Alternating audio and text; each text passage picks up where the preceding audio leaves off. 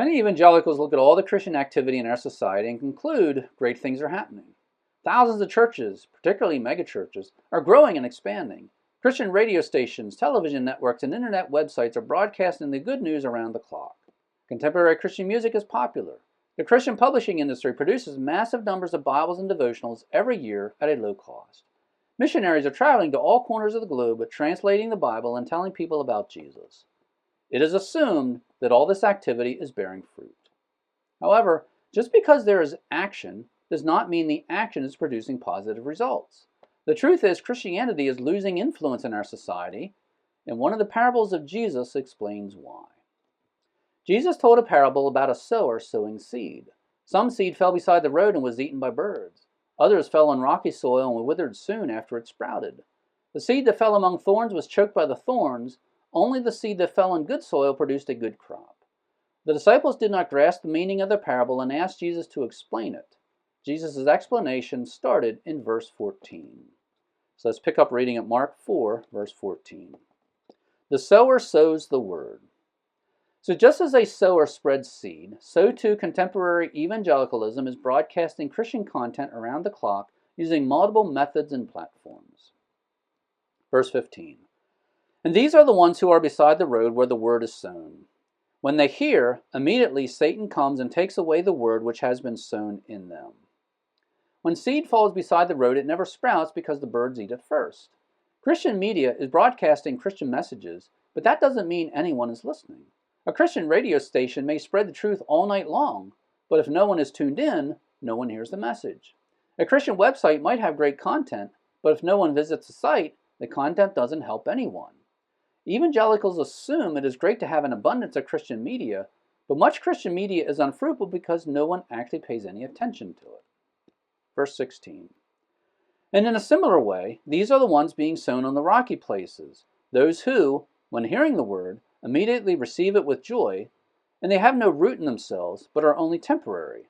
Then when affliction or persecution arises because of the word, immediately they fall away.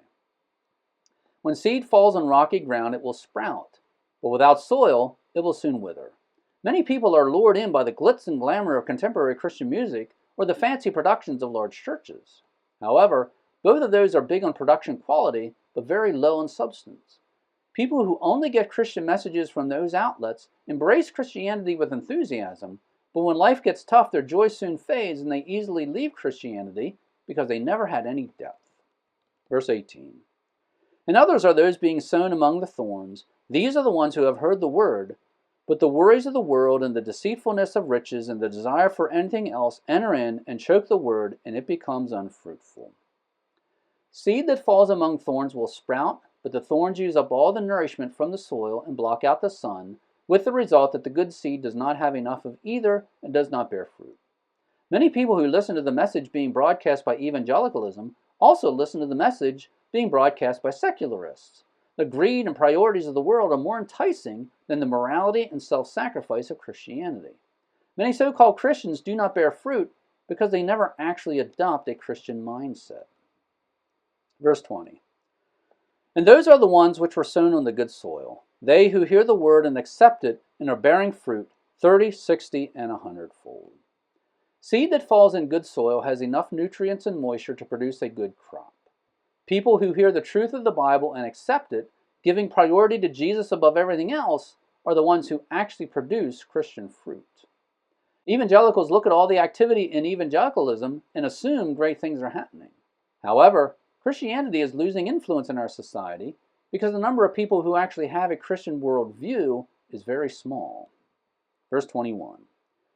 And Jesus was saying to them, Is a lamp brought to be put under a basket or under a bed? Is it not to be put on the lampstand? The purpose of a lamp is to light a room. Christians should light the world with truth, but that can only happen if the light of Christianity actually penetrates through all the noise and haze being produced by the world. Verse 22. For nothing is hidden except to be revealed, nor has anything been secret, but that it would come to light. If anyone has ears to hear, let him hear. And he was saying to them, Beware what you listen to. By your standard of measure it will be measured to you, and more will be given to you. For whoever has, to him more shall be given, and whoever does not have, even what he has shall be taken away from him. And he was saying, The kingdom of God is like a man who casts seed upon the soil, and he sleeps and rises night and day, and the seed sprouts and grows. How? He himself does not know. The soil produces crops by itself, first the blade, then the head, then the mature grain in the head. But when the grain is ripe, he immediately puts in the sickle, because the harvest has come.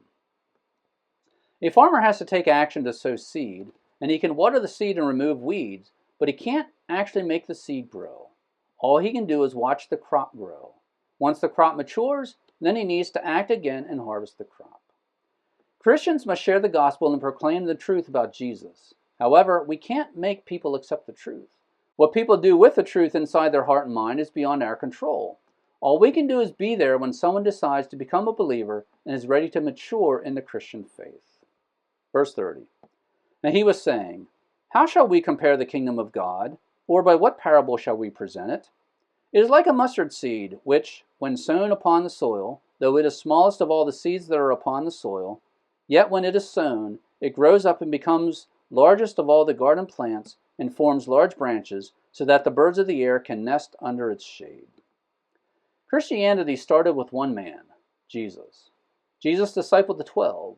The 12 created disciples who created disciple-making disciples. That has been happening for 2,000 years. Now, the number of Christians from all centuries who will spend eternity in heaven is beyond our ability to count. Verse 33. And with many such parables he was speaking the word to them as they were able to hear it. And he was not speaking to them without a parable, but he was explaining everything privately to his own disciples. And on that day, when evening came, he said to them, Let us go over to the other side. Many evangelicals look at all the Christian activity in our society and conclude great things are happening. There is a multitude of churches and Christian media personalities and outlets producing religious content. However, just because there is action does not mean the action is producing positive results. The truth is, Christianity is losing influence in our society. Much of the Christian content is broadcast, but never consumed. A lot of the content that is consumed is shallow, so those who consume it never become mature Christians and soon abandon church. Many so-called Christians are influenced by the world just as much as by the truth of the Bible, so they have more of a secular worldview than a Christian worldview. If a farmer wants to harvest a good crop, he has to take care to sow the seed in good soil. If Christians want to influence the world, we need to stop proclaiming shallow messages and preach substantive, truthful messages instead. Then, we need to create an environment in our churches where the truth of the Bible and a biblical worldview is valued more than secular entertainment and a secular worldview. Thanks for visiting Bible Mountain. If you have already joined my email list, thank you, and please tell others about Bible Mountain. If you have not joined my email list yet, please do so now. In order to join, go to BibleMountain.com, click on subscribe, and that will take you to a page where you can sign up. Your email address will not be sold nor given away. Once again, thanks for visiting Bible Mountain.